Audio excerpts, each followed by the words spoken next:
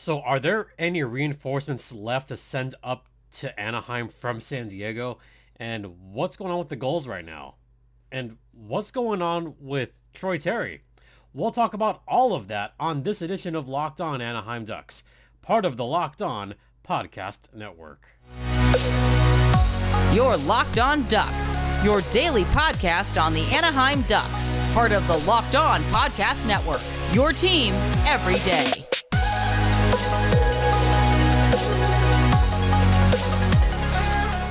Welcome to Locked On Anaheim Ducks, part of the Locked On Podcast Network. I'm your host, Jason J.D. Hernandez. I've been covering hockey for over a decade, and, I've been covering hockey for a long time.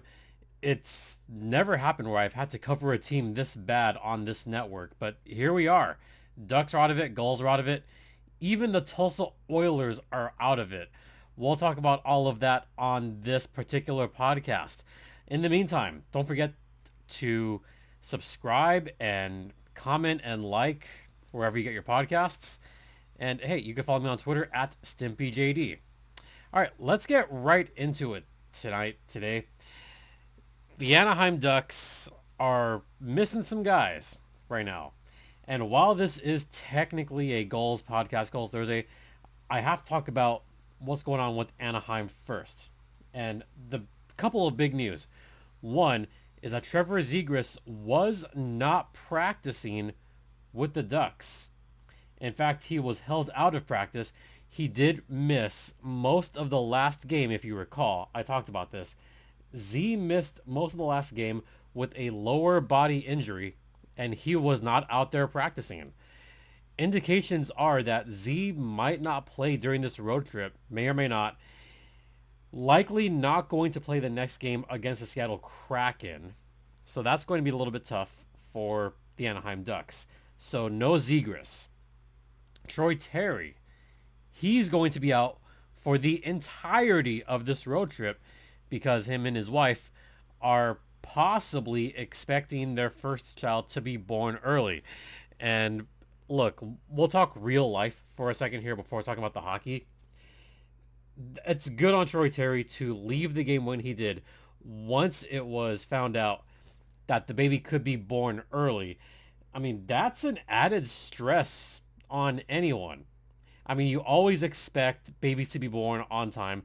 That's ideally what you want. When you have a baby being born early, that can cause a bit of tension. That can cause some stress. So I do not blame Troy Terry at all for missing any games. He should be able to take as much time as he needs to be there for his wife and to be there to witness not only the birth of their first child, but also just to make sure that everything's okay. Because, when you're born early, that can always lead to complications. That's just how it is. So nothing but just the best wishes for Troy Terry and his family, all pulling for him there. Now let's get back to the hockey aspect of things. No Trevor Zegras, no Troy Terry, and also no Adam Henrique for the entirety of this upcoming road trip. So they won't be playing in Seattle or in Edmonton. It's going to be a tough road trip. And frankly, it's probably for the best. It's a lost season. Why play those guys right now? Just take the rest of the season off and just, do what you have to do. Which begs the question, who can they pull up from San Diego? That's a complicated question. The Ducks did call up, ready for this? Andre Schuster. Remember him? Yeah.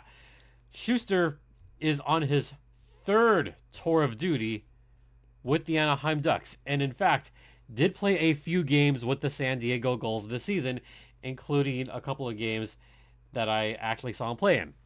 All right, kind of cool. Then I find out that this is the third different number that Schuster will be wearing with the Ducks. I believe he's wearing 92, or 29 rather. Previous numbers that he's worn with the Ducks were 62, if you can believe that, and 92. So now he's going to 29. Andre Schuster did just play with San Diego.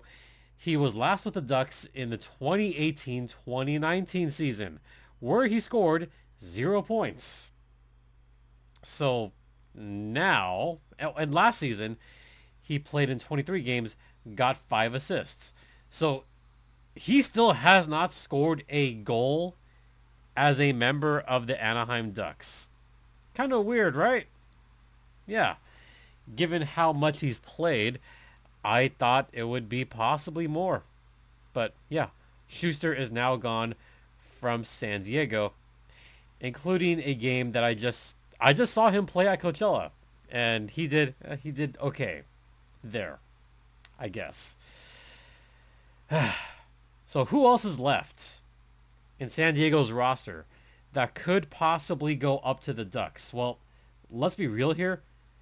The San Diego Gulls are just as injured, if not worse, than the Anaheim Ducks. And I saw some people saying, why not call up Drew Hellison? Why not call up this guy? Why not call up so-and-so? The list was long. Why not bring up so-and-so? Okay, I'll give you one big reason why. Is because most of those guys are hurt, or most of those guys are injured.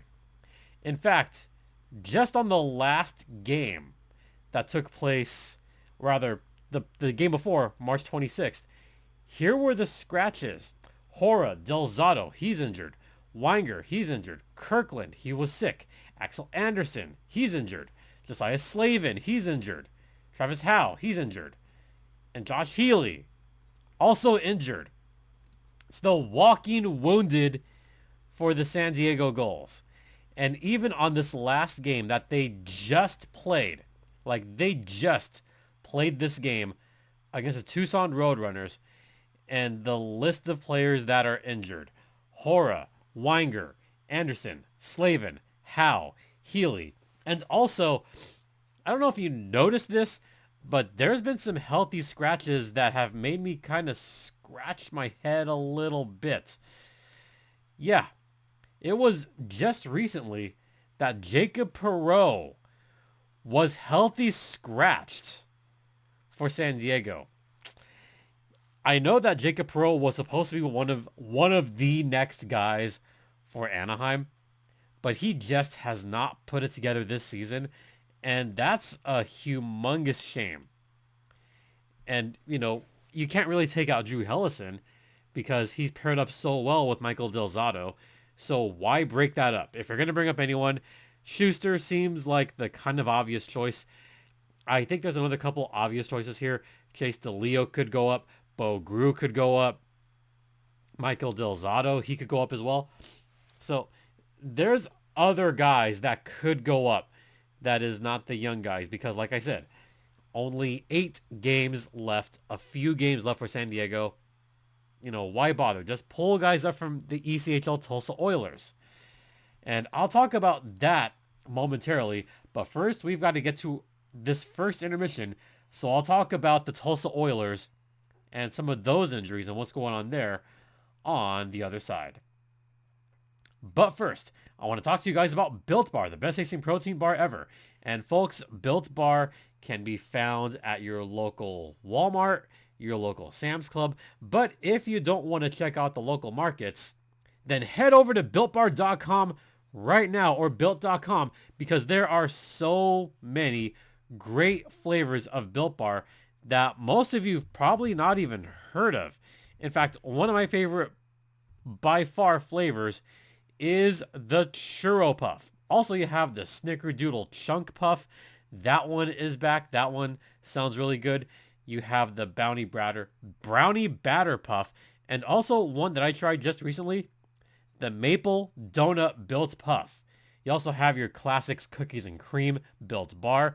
So if you want to try it for yourself, head over to Built.com or BuiltBar.com right now and use promo code LOCKEDON15 to get 15% off your next order of Built Bar, the best tasting protein bar ever. Welcome back to Locked On Anaheim Ducks, part of the Locked On Podcast Network. Once again, you're locked in with Jason JD Hernandez on this sort of quasi-goals Thursday. And let's talk about the Tulsa Oilers. Okay, why are we talking about the Tulsa Oilers? Well, here's why. Bear with me. The Ducks can't exactly pull up just anyone from San Diego, and San Diego just cannot pull anyone up from the Tulsa Oilers. They're also a very, very bad team. In fact, the Tulsa Oilers right now, as it stands, are one of the worst teams in the ECHL. Yeah, if you can believe that. The Tulsa Oilers, as of this recording, have only 48 points. They're 15 points out of the last playoff spot in the West, and with about 8-9 games left to play, yeah, they're not coming up. 15 points back with I think 8 games left. No chance. Tulsa is almost eliminated from playoff contention, just like the Gulls and the Ducks. So what can Tulsa do? Well, Tulsa can't do much more than they already have. They've already called up, whoever they possibly can. Losing Henry Thrun, that one kind of sucks. They have, some talent. Best way to put it, right? They have some talent. They have, Blake McLaughlin, who's been pretty good this season. Not the best, but he's averaging just under a point a game. He's doing okay. But aside from that, I mean, there's not a whole lot of Ducks prospects that are in Tulsa right now. It's just how it is. Someone else that, I kind of liked a little bit was Carl Budrias, who I thought was okay. But, Jared Hilderman, that was kind of an interesting one because he did come up to San Diego earlier this season. Maybe he can go up to San Diego, and maybe Drew Hellison can go up to the Ducks for a few games. If you're not going to have Hellison, just bring up Hilderman. Why not? As far as goalies, if you're going to bring up Danny Manola again, Callie Klang, I don't think so.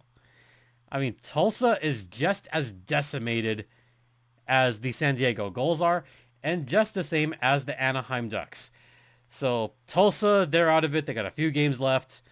Not much is going to happen there, and hardly anyone's going to get pulled up from the ECHL to the AHL. So that's just our brief little look at the Tulsa Oilers. Again, last in the division. They're pretty much out of it at this point. So that's just how it is. Okay, so what about some Black Aces? Can we see some Black Aces come in? Well, probably not. And this is where the collegiate part comes in, or the juniors part. All right. I mean, Nikita Nesterenko. I fully expected Nesterenko to report to San Diego and not Anaheim. It was cool to see Nesterenko get his first goal with Anaheim. That was pretty cool. But the fact that GM Pat Verbeek said, no, you know what? No, we're going to sign an ELC right now. And he's going to train with the Ducks. And, he'll just come on to Anaheim right away. I mean, the Ducks would have had to sign him before the August deadline anyway. And, yeah, Nesterenko still could have come in on a PTO. But, he probably wanted the first year of the ELC wiped out in the remaining games of the year. That way he gets closer to UFA status. And I think this was pointed out to me not just by John Broadbent, but by a couple other people as well, that it sounds like this is what's going on.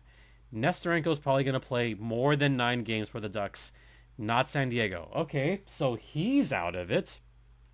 Who else can we call up? Okay, how about, Jackson Lacombe? Oh, wait a minute. Oh, Minnesota just won again.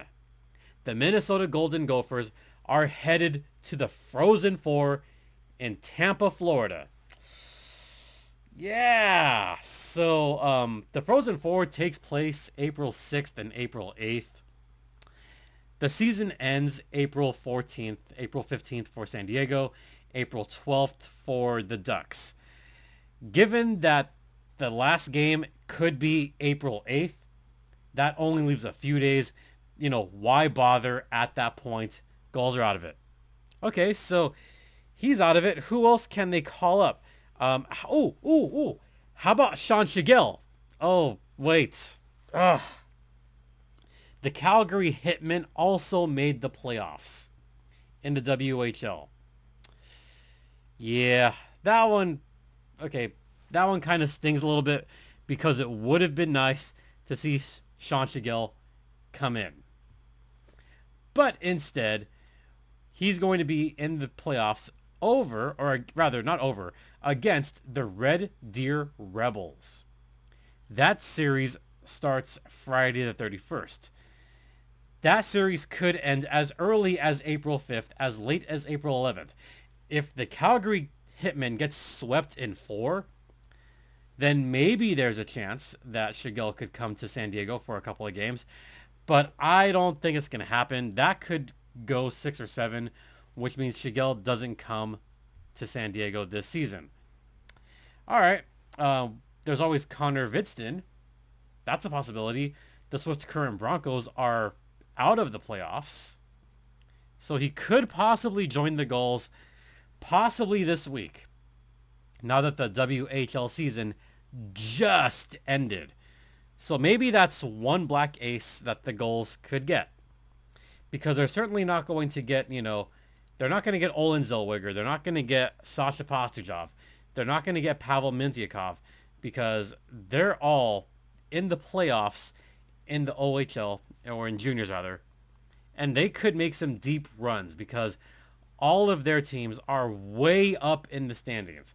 So I don't expect Zellweger, Mintyukov, or Pastujov playing for San Diego as it's raining again. Yeah. How about the guys from the Quebec League? Oh, great. Gauthier. Yep. He's in the playoffs as well. So pretty much every prospect that's in juniors right now, except for Vidson, is on a team that is in the playoffs. And same with Jackson Lacombe. His team is in the Final Four. So as far as bringing in reinforcements, as far as bringing in black aces, I hate to break it to you, Gulls fans, but it's just not going to happen this season. Just going to have to bite the bullet and take the L's as they come. And how this affects the Ducks, with no black aces coming in, that doesn't leave much room for guys to get called up to Anaheim. Sorry, guys. It's just how it is. All right, we're going to head into the second intermission and maybe talk about one or two of the games. And I'll talk about those after the second intermission. Stay locked in. But first, I want to talk to you guys about FanDuel, which is the new online sportsbook of the Locked On Podcast Network. And folks, the Frozen Four is here and the Final Four is here. Who's going to win it all? Could it be FAU? I don't know about that. Could it be San Diego State? I mean, they're in the Final Four. So Gulls fans, maybe you're going to cheer for the Aztecs on this one. And if you feel like putting a pretty penny on the Aztecs, head over to FanDuel right now, because new customers get a no-sweat first bet of up to $1,000 back in bonus bets if your first bet does not win. Just go to FanDuel.com/lockedon and sign up today to get your no-sweat first bet. All on an app or website that is safe, secure, and super easy to use. So don't miss your shot at a no-sweat first bet of up to $1,000 in bonus bets when you join FanDuel today. Once again, just go to FanDuel.com/lockedon to sign up now. Make every moment more with FanDuel, an official online sports betting partner of the Locked On Podcast Network. And please gamble responsibly. Welcome back to Locked On Gulls, which is under the umbrella of Locked On Anaheim Ducks and part of the Locked On Podcast Network. Once again, you're locked in with Jason J.D. Hernandez on this technically Gulls Thursday.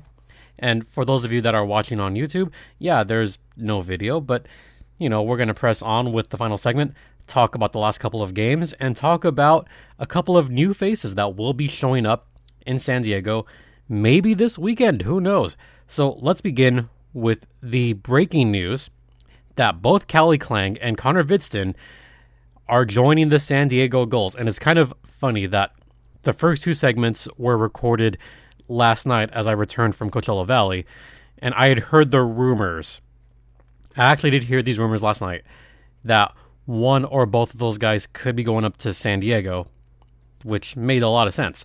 And I even talked about it earlier in this very podcast, that one of those guys could be coming. And in fact, both of them are coming. So this is not bad news for San Diego. At least we get to see some new blood on the ice. I would assume that Callie Klang is probably going to get a game or two. Ole Eriksson Ek will probably get one more game.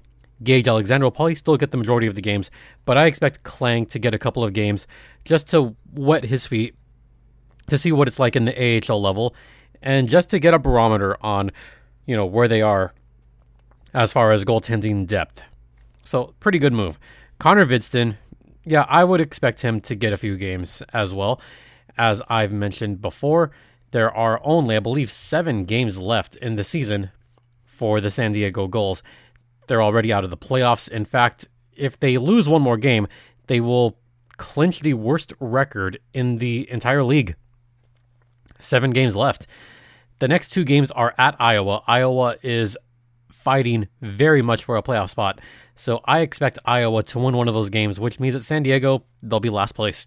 They'll be dead last this season in what's considered a lost season for not just the Gulls, but this entire organization as a whole. And looking at the last couple of games, just to briefly go over them, they were not close.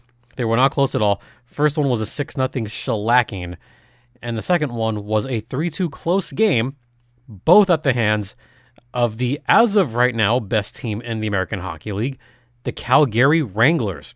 Look, the Wranglers are a fantastic team. There's a reason that they are in the top of the standings right now. The Wranglers don't lose. I mean, they have not lost in a while. And while there's a chase for that number 1 spot between Calgary and Coachella Valley, Calgary recently has just been on an absolute tear. They walloped the Ontario Reign, beat up on Tucson, beat up on San Diego. They beat Henderson last night with another game this coming Friday. But then Calgary's final 6 games are on the road. Coachella Valley has their next, after tonight, their following 6 games are all at home. Oh boy. Yeah, good luck to me on that one. 6 games in about 11 days. That's going to be a little bit rough. So if you understand why my voice, could be struggling a bit, look, I am trying to just get through this unfazed. And there will be lots of rest time. But, it is what it is. As far as visiting San Diego, I'm still going to try to make it down there to San Diego at some point. Maybe for one of those Calgary games, because I want to support the Gulls, but I also want to support, just AHL in general as well. Upcoming schedule for San Diego. I mentioned the 2 games at Iowa. Then the following 3 games are at home. Wednesday, April 5th against the Sharks. Then April 7th and April 8th, both against the Calgary Wranglers. And that'll be it. That'll be it this season. Can you believe we're already at this point where we're going to be saying goodbye to the San Diego Gulls? And as far as me looking at my own personal calendar, ooh boy. I'll try to make that April 7th game if I can. So that would be it for the season. And yeah, it's been a rough one, folks. It's been a really rough season.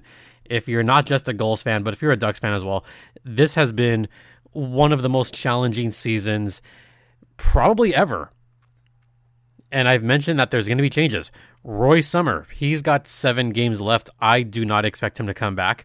I expect there to be a plethora of changes down at San Diego. And it's going to be tough. All right, before we go, there is one other thing that I do want to bring up because this is technically Gulls Thursday. And because this is AHL related, I do need to bring this up. So there was a report that went out yesterday, and this was from Darren Dreger. Quote, Scott Housen's future as president and CEO of the American Hockey League remains in limbo this morning. NHL Deputy Commissioner Bill Daly is involved in discussions with club executives. 4 to 5 teams have pushed for Housen to be replaced. NHL was unaware until recently. End quote.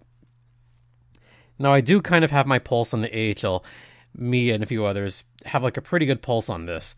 And what I've been hearing actually for kind of a bit is that there were a couple of GMs that were not happy. I didn't think it was 4 or 5, to be honest, but there was a couple that were not happy with how he's been trying to navigate through the whole pandemic and trying to navigate through, just trying to get back to normal. I can tell you that Coachella Valley's, pretty thrilled right now. They got a team. They got a very good team. They got an almost first place team. They've got a team that is amongst the league leaders in AHL attendance. So it's definitely not them. But what I can tell you is that I'm hearing that it could be a contingent of either Pacific teams or Canadian teams. That's kind of what I've been hearing. I don't exactly want to give exact details on this, but there's some rumblings that there's something behind this. And Scott Housen, is under contract for not that long. So, it is a possibility, but, I just also have to say that there was another AHL president, Dave Andrews, who didn't have his detractors as well. He maybe had 1 or 2 detractors, but for the most part, he was an excellent AHL president. And, I feel like Scott Housen hasn't really been given that chance yet. So just wanted to address what I saw yesterday and what some of you may have heard yesterday. So just wanted to address that. All right. That's going to do it for this podcast. That's going to do it for today. No podcast tomorrow for Friday. We will be back on Saturday. So make sure you are tuned in or listening on Saturday. Once again, Saturday. Make sure you're listening on Saturday. Make sure you're tuned in on Saturday. In case I hadn't made that clear, check us out on Saturday. All right. Once again, thanks so much for listening. Don't forget this podcast is free and available across all platforms. You could follow me on Twitter at StimpyJD. The show's Twitter's at LO_Ducks. You could email me at LockedOnAnaheimDucks@gmail.com as I try to rest my voice. And once again, thank you all for your continued support. It is greatly appreciated. For Locked On Anaheim Ducks, I'm Jason J.D. Hernandez saying have a great rest of the day and start of the weekend. Please remember to be safe out there, be kind to one another, and Ducks fly together.